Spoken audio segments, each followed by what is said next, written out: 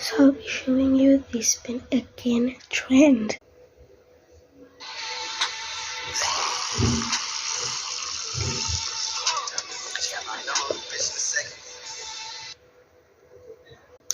So now you are going to go here, press there,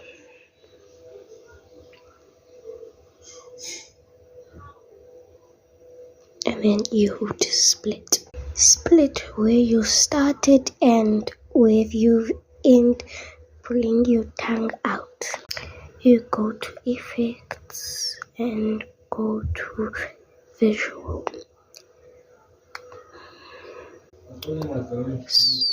So this is your results.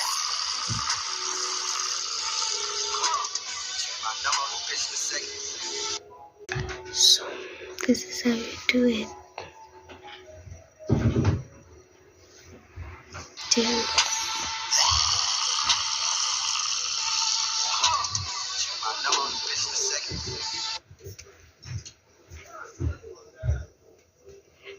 don't forget to like, subscribe, and hit the bell button.